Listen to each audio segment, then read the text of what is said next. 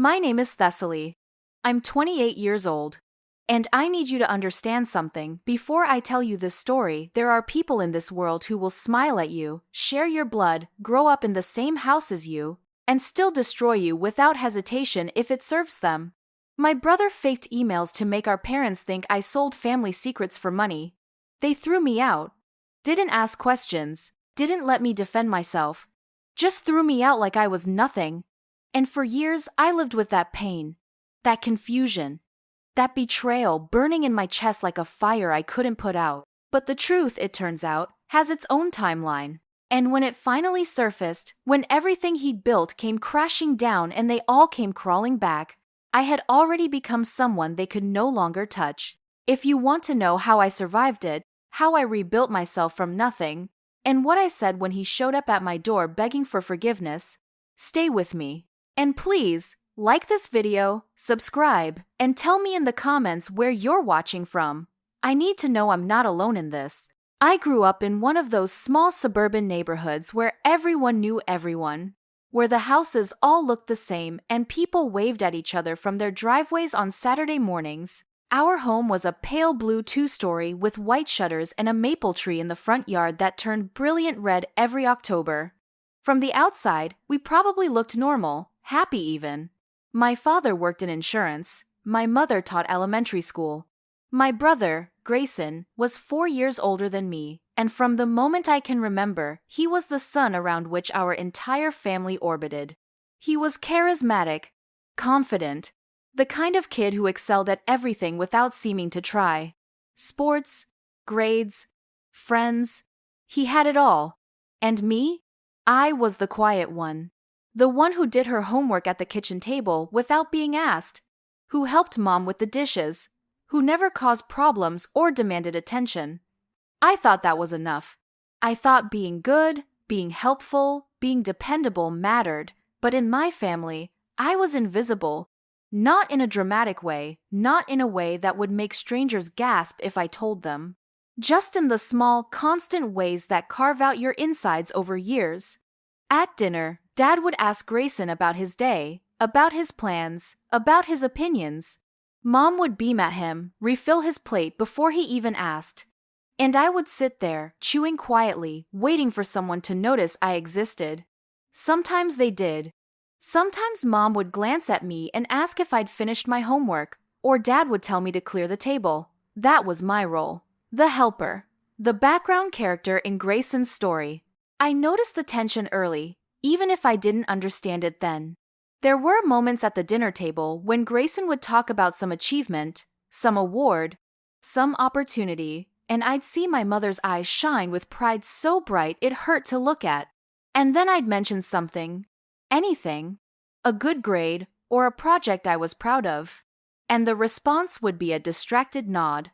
That's nice. Honey, before the conversation swung right back to him. I learned not to expect more. I learned to shrink. And I think, somewhere deep down, Grayson learned that he could take up all the space in the world and no one would stop him. There was this one night, I remember it so clearly it still makes my throat tight. I was 15. I'd won second place in a regional writing competition. I was so excited, so proud.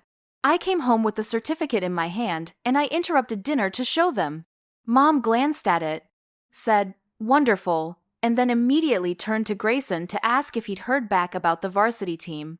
Dad didn't even look up from his plate. Grayson smirked at me, just a little, just enough that I saw it. And I went up to my room and cried so hard I thought I'd break. That's when I started to understand. I wasn't less loved because I'd done something wrong. I was less loved because that's just how it was.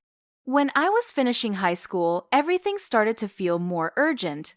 I had dreams, real dreams, not just vague hopes. I wanted to go to university. I wanted to study literature. Maybe become a teacher or a writer. Something that mattered. Something that was mine. I applied to several schools and got accepted into a good state university about 3 hours away. I was thrilled. Terrified, but thrilled. I remember the day the acceptance letter came. I held it in my hands and felt, for the first time in so long, Like maybe I was worth something. Like maybe I could build a life that wasn't about being invisible. But when I sat down with my parents to talk about it, about tuition and housing and all the logistics, the air went cold. Dad sighed, that deep, tired sigh that meant he didn't want to deal with something. Mom folded her hands on the table and looked at me with this expression I couldn't read. Pity, maybe. Or annoyance. Thessaly, she said. We can't afford it. You know that. I didn't know that. Grayson's college had been fully funded. They'd paid for his dorm, his meal plan, his books, everything. He'd gone to a private school 2 states away and they'd never once said money was tight. But now, suddenly, for me, there was nothing. I asked why. I asked how it was different. And my father looked at me like I'd insulted him. Your brother earned scholarships, he said. He worked hard. If you want to go to college, you'll have to figure it out yourself. I felt something crack inside me that day, something that had been holding me together. But I didn't argue. I didn't cry, not in front of them. I just nodded and went to my room and stared at the ceiling for hours, trying to figure out how I was going to make this work. I started applying for every scholarship I could find. I took on extra shifts at the grocery store where I worked part-time. I searched for grants, for loans, for anything that would get me out of that house and into the life I wanted. It was exhausting. I was working 20 hours a week, going to school full-time and spending every free moment filling out applications and writing essays. I was so tired, all the time, but I didn't stop. I couldn't stop. Because staying there, staying invisible in that house, felt like dying slowly. And then something unexpected happened. I reached out to my Aunt Marianne, my mom's older sister, who lived about an hour away. We'd never been particularly close, but she'd always been kind to me in a way that felt genuine. I sent her an email explaining my situation. Not expecting much, just hoping maybe she'd have advice. She called me 2 days later. Her voice was warm and steady, and she didn't hesitate. She said she'd help me. She said she'd pay for my first year, that we'd figure out the rest as we went, that I deserved a chance. I cried on the phone with her. I cried so hard I couldn't speak. She told me it was okay, that everything was going to be okay, and for the first time in months, I believed it. But she also told me something that made my stomach twist. She said not to tell my parents yet. She said there were complicated dynamics in the family, things I didn't fully understand, and that it would be better to wait until everything was finalized. I agreed, even though it felt strange. I didn't know then what she meant. I didn't know that my family's cruelty had roots that went deeper than I'd imagined. I was careful. I only emailed Marianne from my laptop, only talked to her when I was alone. But I should have been more careful. I should have known that in a house where I was always watched, always measured, nothing stayed secret for long. Grayson was home from college for the summer. He was around more than usual, lingering, watching. I didn't think much of it at the time. He'd always been nosy, always felt entitled to know everything about everyone. But I didn't realize he'd started paying attention to me in a different way. I didn't realize he saw me as a threat. I found out later, much later, that he'd gone through my laptop one night when I was at work. He'd read my emails with Marianne. He'd seen her offer to help, seen my relief, seen my plans to leave. And instead of being happy for me, instead of letting me have this one thing, he decided to destroy it. He was smart about it, I'll give him that. Calculated. He didn't just tell my parents I was getting help. He made it look like I'd done something unforgivable. He accessed my email account. I'd been stupid enough to leave it logged in, and he created fake messages. He fabricated an entire conversation where I supposedly told someone outside the family about private financial details, about Dad's business troubles that I didn't even know existed, and implied I'd been paid for the information. He made it look like I'd betrayed the family for money. Then he sent screenshots of these fake emails to my parents from an anonymous account, with a message saying they should know what kind of daughter they really had. I didn't know any of this was happening. I was at school, taking a final exam, thinking about summer and freedom and the future that was finally within reach. When I came home that afternoon, I knew immediately something was wrong. The air felt different. Heavy. My mom was in the kitchen, her face hard and closed off. My dad was in the living room, standing, not sitting, his arms crossed. And Grayson was there too, leaning against the wall with this expression I couldn't read. Concern, maybe. Or something that was supposed to look like concern. My dad spoke first. His voice was cold, colder than I'd ever heard it. "We need to talk." I put my bag down, my heart already racing. I didn't know what I'd done, but I knew, somehow, that this was bad. He didn't sit. He didn't ask me to sit. He just started talking, accusing, his words coming out like bullets. He said they'd received information about me, that I'd been sharing private family matters with outsiders, that I'd been soliciting money by airing our dirty laundry, that I'd humiliated them, betrayed their trust, and proven that I was exactly as selfish and ungrateful as he'd always suspected. I tried to speak. I tried to tell him I had no idea what he was talking about, that there must be some mistake, but he didn't let me. He held up printed copies of the emails, the ones Grayson had faked, and he shoved them at me. I looked at them, and I felt my entire world tilt. They looked real. They had my email address, my name, timestamps, everything. But I hadn't written them. I knew I hadn't. I tried to explain, my voice shaking, my hands shaking, but my mom cut me off. She looked at me with such disappointment, such disgust, and she said, "How could you do this to us?" I turned to Grayson, desperate, thinking maybe he'd help, maybe he'd defend me, but he just looked away, his jaw tight. Him playing the part of the wounded brother so perfectly, I almost believed it myself. I begged them to listen. I begged them to check the details, to ask questions, to give me a chance to prove this wasn't real.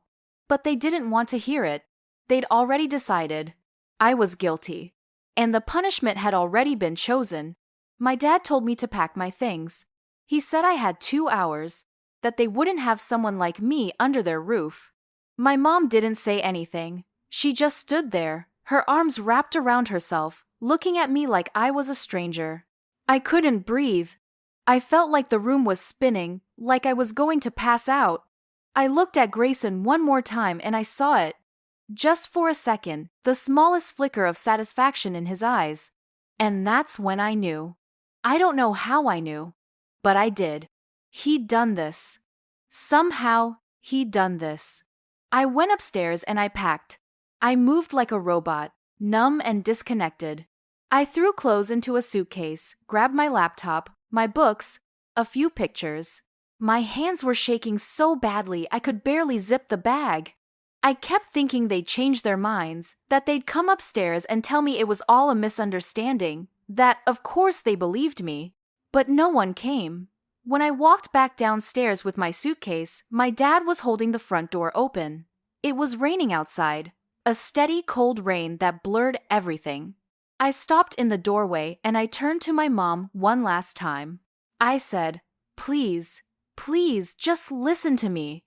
She looked at me, and for a moment I thought I saw something soften in her face, but then she looked away. My dad said, "Go." So I went. I stepped out into the rain and I heard the door close behind me, heard the lock click, and that sound, that tiny, final sound, it's something I still hear sometimes late at night when I can't sleep. I walked for a while, pulling my suitcase behind me, the rain soaking through my jacket, my hair, my skin. I didn't know where I was going. I didn't have a plan. I just walked. Eventually, I called Marianne. I could barely get the words out, but she understood. She told me to stay where I was, that she was coming to get me.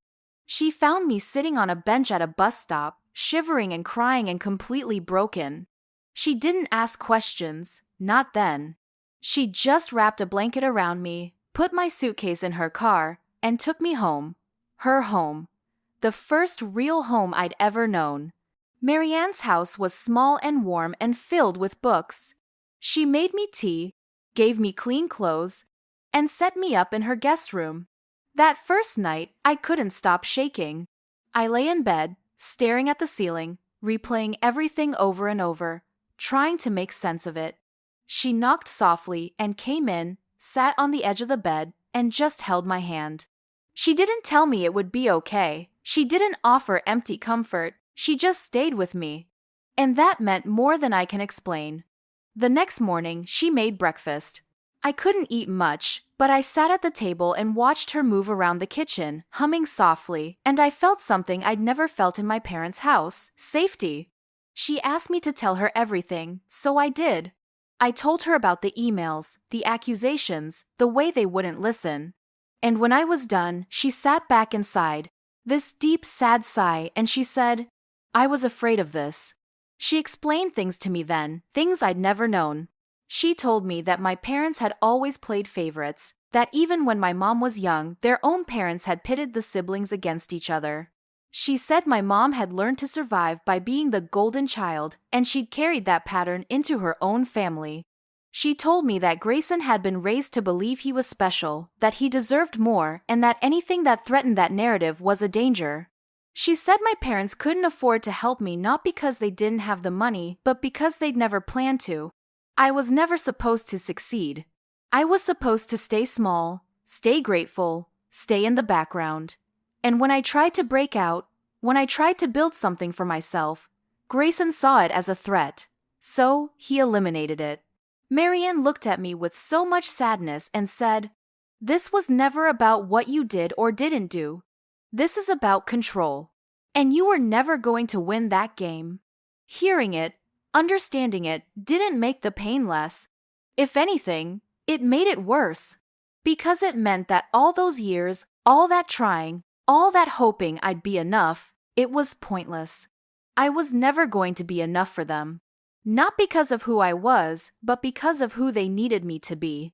I spent that summer at Marianne's, trying to put myself back together. It was hard. Some days I couldn't get out of bed. Some days I was so angry I wanted to scream until my voice gave out. But Marianne was patient. She let me feel everything, didn't rush me, didn't tell me to get over it, and slowly, very slowly, I started to breathe again. When fall came, I started college. Marianne helped me move into the dorms, helped me set up my little corner of the world. I was terrified. I felt like everyone could see how broken I was, like I had a sign on my forehead that said unwanted. But I showed up to classes, I did the work, I met people, and little by little I started to build a life that was mine. I made friends, real friends, people who saw me and valued me. I got a part-time job at the campus library. I joined a writing group. I started to remember what it felt like to be happy, or at least something close to it. My parents tried to contact me a few times in those first months. My mom called, left voicemails saying we needed to talk, that I owed them an explanation. My dad sent an email saying I was being childish and that I should come home and apologize. Grayson texted once, a short message that said, "Hope you're okay." Like he hadn't orchestrated the whole thing. I didn't respond to any of them. I couldn't. Every time I saw their names on my phone, I felt that same crushing weight, that same suffocating pain. So I blocked them. I removed myself from the family group chat. I deleted old photos. I packed away everything that reminded me of them and I focused on moving forward. College became my refuge. I threw myself into my studies, into my writing, into building this new version of myself. I graduated with honors. I got a job at a publishing house in the city, started renting a small apartment, built a routine that was quiet and stable and mine. I went to therapy. I talked about the betrayal, the abandonment, the anger that still lived in my chest like a burning coal. My therapist told me that healing wasn't about forgetting. It was about learning to carry the weight differently. So that's what I did. I carried it. Some days were better than others. Some days I'd see a family having dinner together through a restaurant window and I'd feel that old ache, that old question of why I wasn't enough. But most days, I was okay. I had my own life. I had people who cared about me. I had Marianne, who called every week and visited when she could, who reminded me that I was loved, that I mattered. And I had myself. The version of me that had survived, that had rebuilt, that had refused to disappear. Years passed. I turned 26, then 27, then 28. I got a promotion at work. I moved to a better apartment with big windows and a view of the city. I dated a little, though trust was hard. I traveled. I wrote. I lived. And somewhere along the way, I made peace with the silence. Or at least, I thought I had. I told myself I didn't need them to apologize, didn't need them to see the truth, didn't need anything from them at all. I told myself I'd moved on. But late at night, sometimes, I'd wonder. I'd wonder if they ever thought about me. If they ever questioned what happened. If Grayson ever felt even a flicker of guilt. I'd wonder if my mom ever looked at my empty chair at the dinner table and felt regret. I didn't let myself dwell on it, but the questions were there, quiet and persistent, like shadows in the corners of my mind. And then, one evening in late autumn, my phone rang. I was at home, making dinner, music playing softly in the background. I glanced at the screen and my heart stopped. It was a number I recognized. One I hadn't seen in years. My brother's number. For a long moment, I just stared at it, my hand frozen, my mind racing. Part of me wanted to let it go to voicemail, to keep the door closed, to protect the peace I'd worked so hard to build. But another part of me, the part that still carried all those unanswered questions, needed to know. So I answered. I didn't say anything, just held the phone to my ear and waited. And then I heard his voice, Grayson's voice. But it wasn't the confident, easy voice I remembered. It was shaky, uncertain, smaller. He said my name, Thessaly, like a question, like he wasn't sure I'd still answer to it. I said, "What do you want?" My voice came out colder than I expected, harder, and I felt a flicker of satisfaction at that. He hesitated, and I could hear him breathing, could almost feel his nervousness through the line. He said he needed to see me, that something had happened, that it was important. I asked what, and he said he couldn't explain over the phone, that he needed to talk to me in person. He said, "Please. I know I don't deserve it, but please." I should have said no. I should have hung up. But I didn't. I told him he could come to my apartment the next evening. And then I ended the call. I didn't sleep that night. I kept replaying his voice, trying to figure out what had changed, what had broken in him. I felt anxious, angry, curious, all at once. The next day at work, I couldn't focus. I kept checking the clock, my stomach in knots.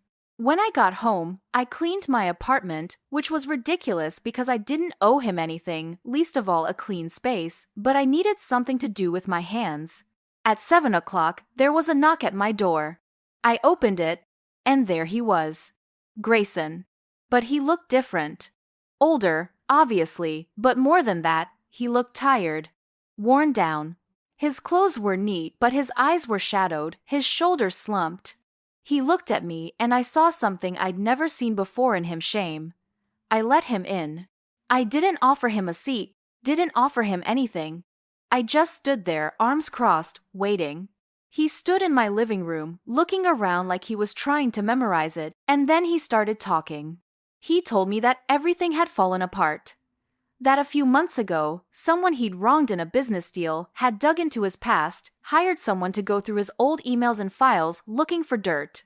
And they'd found the fake emails he'd created all those years ago. The ones he'd used to destroy me. He said the metadata, the digital footprints, all of it pointed back to him. It proved he'd fabricated everything, and this person had exposed him, sent the evidence to his employer, to mutual friends, to our parents. He'd lost his job. His reputation was ruined. And our parents, for the first time, saw what he really was. He said Mom had called him, crying, asking how he could have done that to me. Dad had stopped speaking to him altogether. He said he tried to explain, tried to justify it. But there was no justifying it. He said he'd lost everything, and it was his own fault.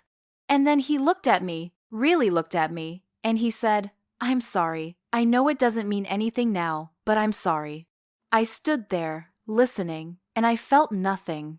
No satisfaction, no anger, nothing.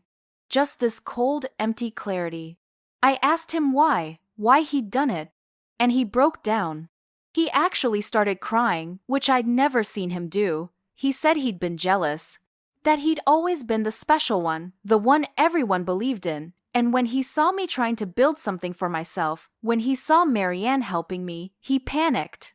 He said he couldn't stand the idea of me succeeding without him, of me being happy when he'd always been the center of everything.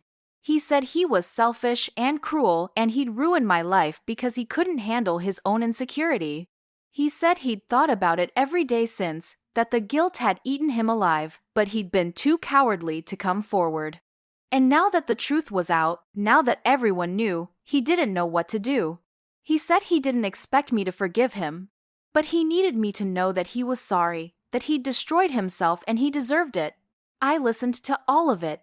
And when he was done, when he was standing there with tears on his face, waiting for me to react, I took a breath and I said, "You're right. It doesn't mean anything." I told him that his apology didn't undo the years I spent wondering what I'd done wrong. It didn't undo the nights I cried myself to sleep, the fear and the shame and the loneliness. I told him that he didn't just take my family from me, he took my sense of safety, my ability to trust. I told him that I'd had to rebuild myself from nothing, and that I'd done it without him, without them, without any of the people who were supposed to love me.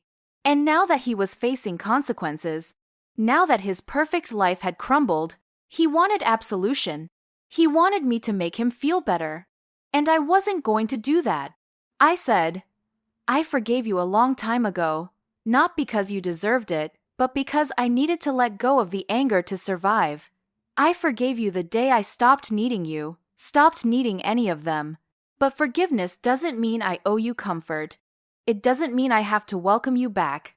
It just means I'm free." He stared at me, his face crumpling, and he nodded. He whispered, "I understand." And he turned to leave. He paused at the door, his hand on the handle, and he said, "For what it's worth, you deserved better, you always did." And then he left.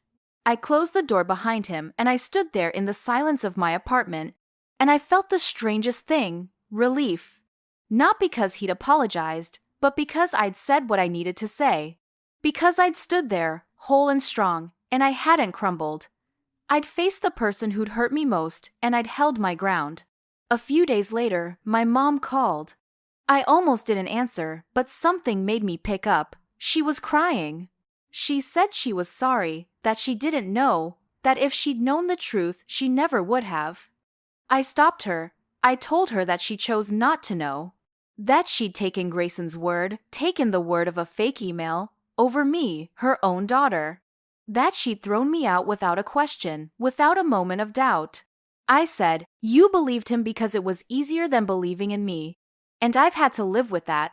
She asked if I could forgive her, if we could try to rebuild. And I told her the truth. I told her that I'd built a life without her, a good life, and that I didn't need her to validate it now. I said that maybe one day I'd be ready to talk, to see if there was anything left to salvage, but that day wasn't today. And maybe it would never come. She cried harder, begged me not to shut her out, but I didn't waver. I told her I had to go, and I ended the call. My dad sent an email a week later. It was formal, stiff, barely an apology. He said he regretted the misunderstanding, that he hoped I was well. That was it. No accountability, no real remorse. Just a vague expression of regret wrapped in pride. I didn't respond. I deleted it and I moved on.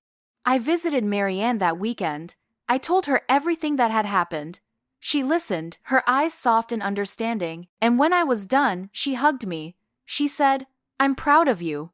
You didn't let them pull you back into their chaos. You stood firm." I asked her if I'd been too harsh, if I should have been more forgiving, and she shook her head. She said, "Peace is worth more than revenge, but peace doesn't mean letting people who hurt you back into your life. You get to decide who deserves your energy, and you chose yourself.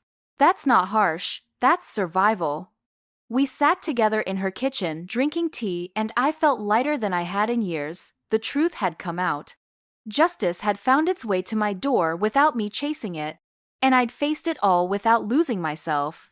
I think about it sometimes, late at night when the city is quiet and the world feels far away.